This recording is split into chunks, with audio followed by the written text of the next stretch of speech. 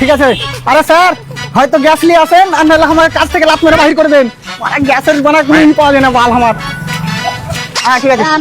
বাড়ার ভালো খুন খুন দিয়ে জিন্দগিটা আমার কানা হয়ে গেল।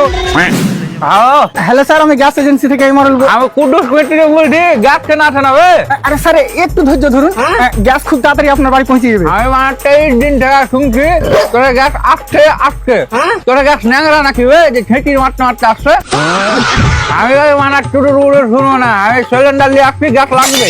দেখুন স্যার, এখন গ্যাস নাই। আমি বাড়তে কিছু জানি না, আজ দরকার হয়ে তোকে সিলিন্ডার বসিয়ে পা দিয়ে গ্যাস হয়ে যাবো।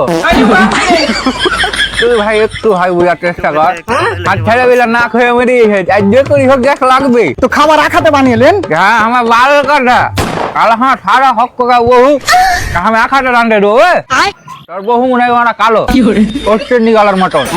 তাহলে তো কপালে কিল দিয়ে জ্বর করে দেবো ভাই। তো গ্যাস দে না রে ভাই আমাকে। উঠে থেকে দিব ভাই, গ্যাস আমি 45 দিনের আগে দিতে পারবো না। বাপরে 45 দিন যারা আমি আসছি তোকে মুলাই খেয়ে তোর গা খুঁজ মা কিছু।